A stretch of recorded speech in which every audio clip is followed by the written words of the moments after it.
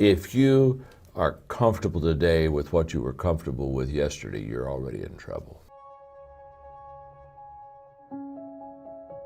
Nobody ever went uphill by accident.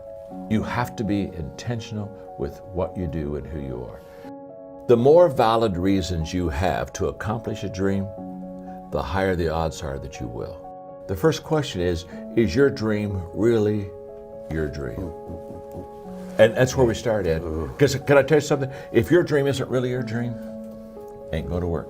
Yeah. So what I tell people all the time is we start off our life living someone else's dream, probably our parents. So what happens is a lot of people as adults, they never switch. So true. And so they're still living someone else's dream. They're putting on someone else's armor, and they just aren't going to achieve because it's not who they are. It's not their dream. So I think a lot of times we have clarity on where we should go, but there's a lot of emotion that holds us back. Sure. So what I did, and I think this is what will be really, hopefully this will be helpful to you. Whenever you're making a transition that's kind of out of your strength zone, or certainly brand new like this was, I ask a lot of questions and I listened. And so I just sit down with people like you that are highly successful in business, and I say, okay, let me ask you some questions. And I go and I'd ask you questions I learned from you, and I take a lot of notes, and I'd pull away and say, okay, now this is how Ed did it, and this is what Ed thinks, and oh, I think I could apply this there. And I spent 3 years humbling myself and being very teachable and saying, I just want to learn, I just want to learn. Because I knew that I had the leadership principles, but principles that are good without application or connection are principles that aren't going to work for anybody. I am responsible, Ed, to move on what I see today. There's a whole bunch of people, they're wanting to hold and not move because they don't see 3 days, 5 days, 2 years out, whatever. And what I'm saying is, it's kind of like the lights of a car. If I go to the parking lot at night, turn on the lights and say, oh my gosh, I can't go anywhere, I don't see my house. Well, no. Get in the car and start moving in the direction you're supposed to move in. And guess what? You only get about 300 feet of light. Right. You don't get you don't get 7 miles of light. You don't get to see your house. You got to utilize the light you got so that you can get to where you want to go. And so many people they're uncomfortable with that light because it's not long enough. And what's around the corner? And the whole issue is you don't know what's around the corner until you go around the corner. Oh gosh, that's so good. And so you just so you have to be very comfortable, which I am. You have to be very comfortable with traveling, not having all the answers. So true. But can I tell you something? The only way you get all the answers is to go all the way through. Absolutely. You don't get all the answers on this side. And so if I've got to have it lined up and straight and right, and I feel comfortable with it, then I'll never be the leader. And I really believe this, Ed. I believe a lot of leaders fall short because they're unwilling to take what they know now and act on it. And so therefore, they never get to know what they could know. No matter how gifted you are, no matter how committed you are, if you're out of position, you're not going to be successful. That's why everybody needs to find their sweet spot.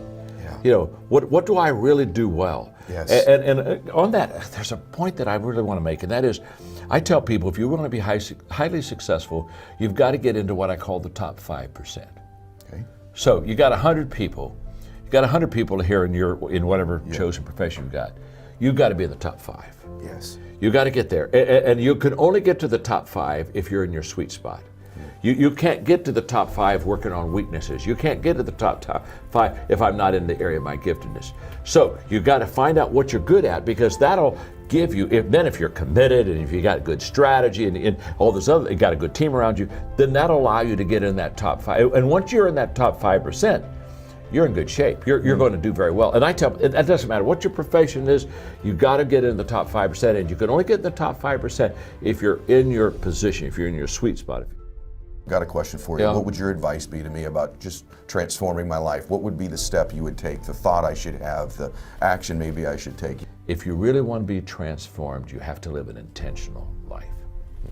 This is so simple, I don't want you to miss it.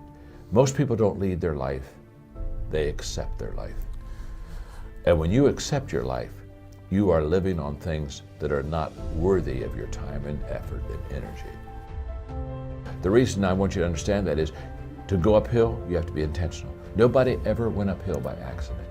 You've never read a book on accidental achievements. You have to be intentional with what you do and who you are.